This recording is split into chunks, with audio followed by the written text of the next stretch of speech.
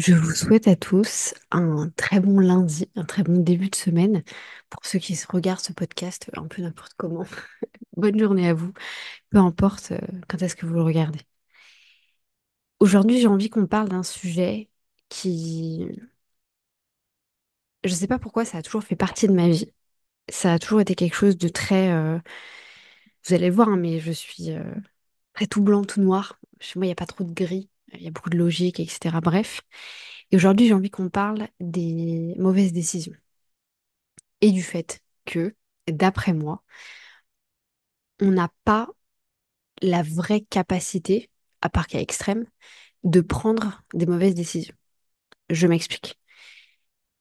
Quand on prend des décisions, c'est-à-dire qu'on choisit entre voilà, une option A, une option B, potentiellement une option C, voire une option Z, on va pas aller vers la mauvaise décision. Encore une fois, là je fais, et comme vous le savez, beaucoup de généralités. Il y a des gens, bien entendu, qui vont aller vers les mauvaises décisions. Mais ça, je veux dire, c'est hors de ma portée, entre gros guillemets. Là, j'ai envie de parler un petit peu du commun des mortels et de vous dire que toutes les décisions que vous allez prendre, quand vous êtes sur le point de les prendre, elles ne sont pas mauvaises. Elles ne peuvent pas être mauvaises. En fait, vous n'allez pas, de par vous-même, vous infliger quelque chose de négatif. Je vous donne l'exemple de sauter d'un pont. Si vous avez, enfin, si vous êtes amené à devoir sauter d'un pont, vous n'avez pas envie de le faire. Vous voyez ce que je veux dire? Enfin, vous savez que c'est une mauvaise décision. Alors potentiellement, vous vous êtes forcé de le faire ou par comment on appelle ça? Des cas extrêmes, vous ressentez le besoin de le faire. Mais ce que je veux dire par là, c'est que une personne lambda à qui on demande de sauter d'un pont, qui se pose la question de est-ce que je devrais sauter de ce pont, c'est par défaut que c'est une mauvaise décision. Encore une fois, venez pas, enfin voilà, dans les commentaires, j'ai bien conscience qu'il y a des gens qui sautent des ponts. Là, j'exclus entre guillemets c'est toute cette partie-là. Ok, c'est peut-être pas le meilleur exemple. Vous m'avez compris, j'espère.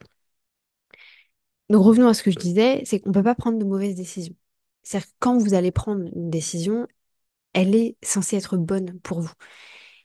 Et c'est pour ça que et encore une fois, comme je vous disais, moi je suis très logique, donc j'ai du mal, j'essaye de plus en plus de comprendre comment des personnes ont du mal à prendre des décisions. J'ai bien conscience que 90% des gens ont du mal à prendre des décisions, mais c'est vrai que et j'ai pu l'observer avec différents types de personnes autour de moi, c'est que, encore une fois, pure généralité, mais j'ai l'impression qu'il y a des gens qui ont une facilité à prendre des décisions.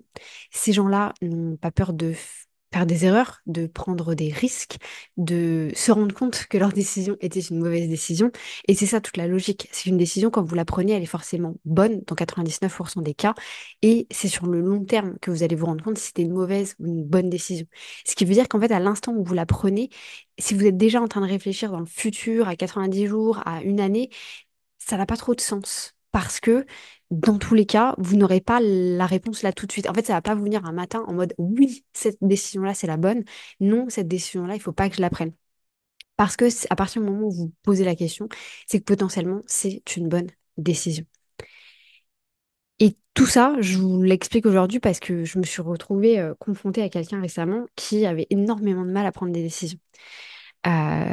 Pour elle, c'était ouais, un peu, il n'y avait pas de tout blanc ou tout noir, il y a vraiment cette zone grisée de et si. Sauf qu'en fait, avec des si, on refait le monde. Et encore une fois, tout ce que je vous dis là, c'est pas du tout du jugement, c'est vraiment pour vous donner un point de vue et pour vous permettre d'évoluer, de développer un petit peu ce sujet-là. Mais elle était dans le questionnement et ça lui était arrivé plein de fois de se poser la question de qu'est-ce que je dois faire? Est-ce que je dois faire ça? Est-ce que je dois faire ça? Elle avait du mal à écouter son instinct. Elle avait tendance à écouter son instinct puis écouter les autres. Et en fait, bah, son espèce de boussole de décision, si vous voulez, elle était un peu, elle était complètement j'allais dire dérouillée, pas du tout. Elle était complètement déboussolée, quoi. Oui, voilà, elle était déboussolée, elle était déraillée, voilà.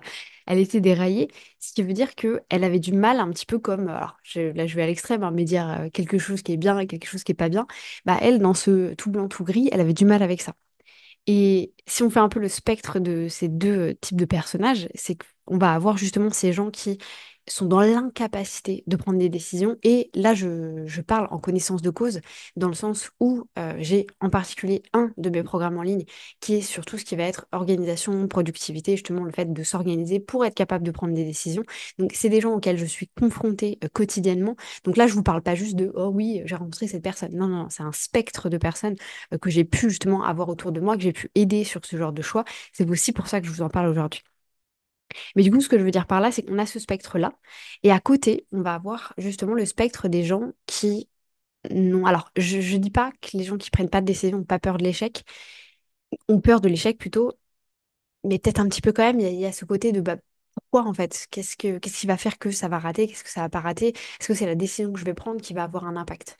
Et d'ailleurs, j'aime beaucoup illustrer ce propos-là avec, vous savez, vous savez, genre vous savez tout, le chat de Schrödinger. Donc pour ceux qui ont regardé la série Big Bang Theory, vous savez très bien de quoi je parle. Le chat de Schrödinger, c'est une expérience de pensée. Donc c'est pas une expérience qui a été faite dans la vraie vie, vous inquiétez pas. Mais c'est une expérience voilà, sur laquelle des philosophes, des scientifiques, des chercheurs ont réfléchi. Si on met un chat dans une boîte avec un poison, tant que la boîte n'est pas ouverte, il n'y a aucune possibilité de savoir si le chat est mort ou vivant. C'est uniquement en ouvrant la boîte, en prenant la décision d'ouvrir la boîte, qu'on va savoir si le chat est vivant ou mort. Et c'est exactement ça. Et en fait, c'est ça avec toutes vos décisions. Vraiment, mettez-vous cette petite métaphore dans la tête. Mais dès que vous prenez une décision, en fait, tant que vous n'aurez pas pris la décision, vous n'aurez pas du tout la capacité de dire que c'est une bonne ou une mauvaise décision. Alors parfois, vous allez vous en rendre compte tout de suite, c'est-à-dire que le chat est mort. Parfois, vous allez vous rendre compte tout de suite que tout va bien, le chat n'a même pas touché le poison. Et parfois, sur le long terme, vous allez vous rendre compte que c'était une idée de merde parce que voilà, le chat a potentiellement léché un petit peu le poison et est mort beaucoup, beaucoup, beaucoup plus tard. Donc la prise de décision, elle doit être faite. Et franchement, ça me... Comment dire? N'hésitez pas à me dire hein, dans les commentaires ce que vous pensez de tout ça. Comme d'habitude, j'ai pas du tout la science infuse. Je vous partage vraiment des pensées que moi j'ai, des recherches que j'ai pu faire de par les conversations, etc., que j'ai pu avoir avec des dizaines, des centaines de personnes sur le sujet.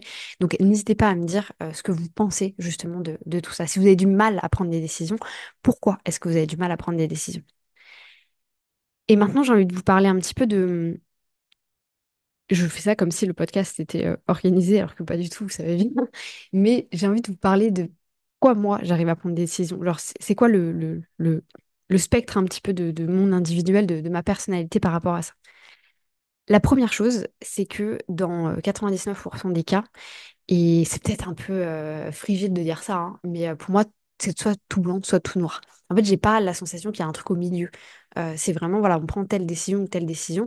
Et aussi, particularité, je pense, je suis quelqu'un d'extrêmement engagé, extrêmement loyal, ce qui veut dire que quand j'ai pris une décision, j'ai énormément de mal à revenir sur une décision particulière. En fait, pour moi, c'est super difficile de revenir en arrière. Je vous donne plusieurs exemples. Premier exemple, quand j'ai tous les métiers que j'ai quittés, donc en fait, pour vous recontextualiser un petit peu, j'ai travaillé pendant 2 ans pour Decathlon France. Je suis partie en août 2015. J'avais déjà prévenu, enfin j'avais déjà envisagé mon projet janvier-février 2015. Donc ils avaient 6 mois d'avance, ils savaient que j'allais partir. Même chose, je quitte mon premier travail après un burn-out du coup en Angleterre. Je leur annonce en janvier pour pouvoir partir au mois de mai, à la fin du mois de mai, donc 5 mois en avance. On continue, je me retrouve en Angleterre. En Angleterre, je postule pour être mutée en Thaïlande, donc à la fin de mon évolution. J'ai le poste, alors là, c'était peut-être celui qui était le plus short, c'est qu'en fait, j'ai eu les entretiens au mois de janvier-février. J'ai eu, moi, la réponse début du mois de mars, donc j'ai dû annoncer, enfin, non, ce que j'avais déjà annoncé, en fait, enfin, bref, mon patron savait déjà que j'allais partir, parce que forcément, il avait dû discuter avec la personne qui allait me faire muter en Thaïlande, bref. Donc on peut se dire février. Donc février, et moi je suis partie à la fin du mois de mai, tout début du mois de juin.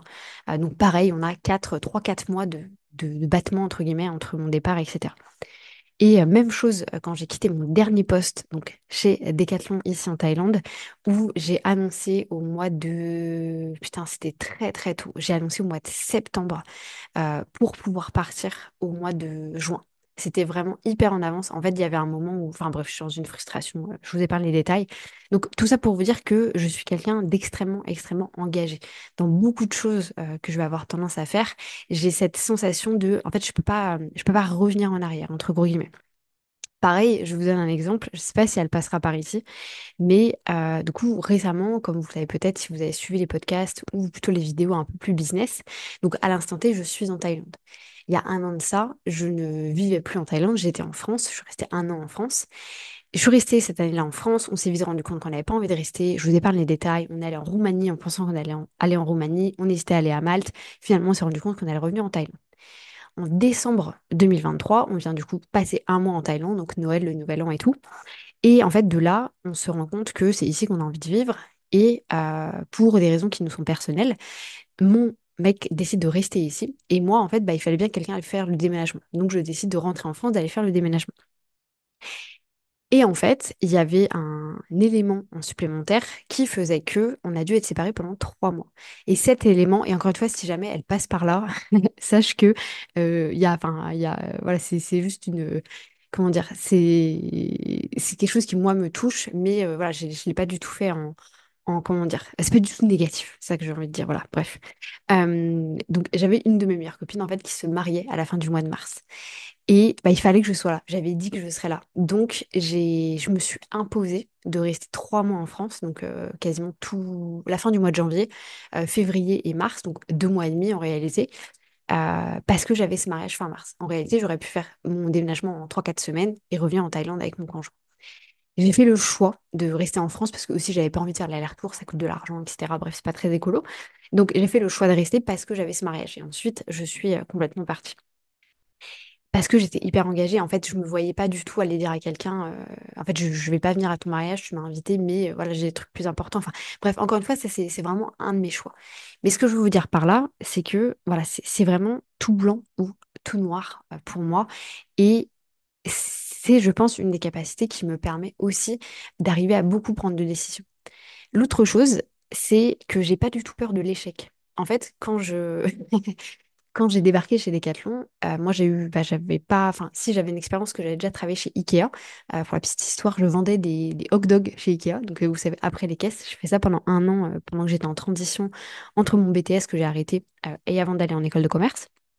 Donc bref, j'ai fait ça pendant un an, donc je connaissais déjà quand même le monde du travail, le management, etc., ce genre de choses. Et en fait, en arrivant chez Decat, je me suis retrouvée face à un management complètement différent. Ah, encore une fois, c'est une exception sur moi, le magasin dans lequel j'étais, donc c'est-à-dire Brest. Mais c'est pas forcément le cas dans tous les Decathlon. Bien entendu, on peut pas avoir le même pattern partout. Mais bref, moi, je me suis retrouvée dans un décathlon qui était extrêmement humain. C'est-à-dire qu'on m'a toujours appris à faire des erreurs. Et d'ailleurs, j'ai beaucoup de mes managers, donc en particulier Constance et Laurent, qui pareil ne passeront absolument par là, pas par là, pardon, à qui je posais des questions du style, bon, bah, qu'est-ce que je fais en fait dans ce cas-là? Et plutôt que de me donner la réponse, comme s'il y avait un process établi, c'était bon, qu'est-ce que tu ferais toi? Pour que je puisse avoir cette réflexion, en fait, pour que je puisse construire un petit peu mon cerveau. Parce que, et ça c'est hyper important et c'est un peu une autre leçon et on pourra en discuter dans un autre épisode de podcast, mais si vous avez envie d'apprendre quelque chose à quelqu'un, il faut que ça ait du sens pour lui. En fait, c'est un peu comme les gens, vous savez, enfin, pareil, là, encore grosse généralité, mais tous ces gens qui étaient avec vous au collège-lycée, qui faisaient du par cœur, par cœur, par cœur, par cœur, quand ils se retrouvent à devoir mettre du sens dans les choses, c'est hyper compliqué pour eux. Parce qu'ils n'ont pas appris à mettre du sens, ils ont appris du par cœur. Et bien là, c'est exactement la même chose avec Descartes. Il voulait pas m'apprendre un process, tu passes de A à B à C. Il voulait que ça ait du sens pour moi, parce que plus ça a du sens, plus je m'en rappellerai par moi-même. Parce que je n'ai pas besoin de me rappeler de ce process, parce que c'est du bon sens, en fait. Ça devient du bon sens par rapport à moi et aux décisions que je dois prendre. Et ça a été une des meilleures leçons que j'ai appris dans ma vie, parce que ça m'a permis de me rendre compte que... Parce que moi, la réflexion, alors je continue mon histoire, mais quand elle m'a dit ça, Constance, j'étais là, mais en fait, si je fais une connerie, elle était là, mais au pire des cas, il va se passer quoi? Et j'étais là, bah... Et elle m'avait fait cet exercice-là, de au pire des cas, il va se passer quoi? Personne ne va mourir, on ne va pas perdre d'argent, tu vas pas te faire virer. Enfin voilà, elle m'avait vraiment fait, comment dire, énumérer un petit peu tous ces trucs-là et je m'étais rendu compte que oui, en fait, il n'y a pas de... Enfin, je vais faire une erreur, quoi. Je vais avoir un échec, mais c'est pas grave, entre guillemets. Meilleure leçon que j'ai appris de ma vie parce qu'aujourd'hui, je n'ai pas du tout peur d'avoir des échecs. J'ai pas du tout peur de prendre des décisions, du coup. justement par rapport à ça.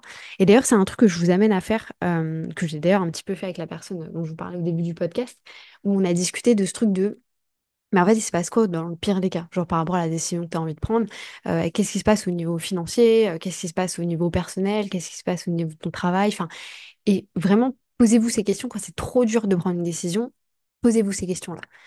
Et aussi, je voulais vous donner un espèce de truc un peu temporel, c'est-à-dire que quand je dis j'ai de la facilité à prendre des décisions, alors oui, il y a des décisions que je vais prendre là comme ça d'un coup sec, d'autres pas forcément.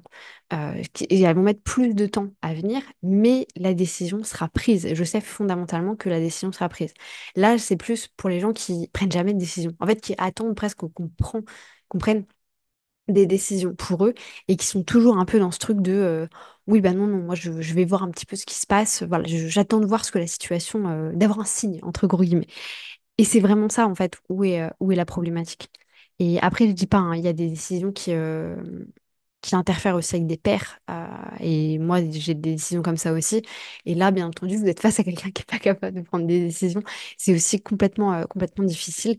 Et je pense qu'il faut faire aussi avec ces gens-là. Enfin, je veux dire, là, je les mets vraiment dans une case, alors que pas du tout, hein. Mais il faut. Je vous remets le podcast que j'avais sorti sur le fait de laisser les gens être eux-mêmes, donc laisser les gens pardon, un peu tranquilles. N'hésitez pas à aller l'écouter, je vous le remets là. Et c'est exactement ça, c'est que vous allez peut-être avoir la facilité de prendre des décisions et la personne en face de vous, pas du tout. Donc, faut pas avoir même si là, je peux sonner un petit peu judgmental, pardon, je peux avoir un peu de jugement. On m'a dit fallait que j'arrête de faire des anglicismes. Même si je peux paraître être un petit peu dans le jugement, c'est pas du tout le cas. C'est encore une fois, c'est pour débriefer en fait d'un sujet par rapport à ça. Et je trouve intéressant, voilà, de vous le mentionner.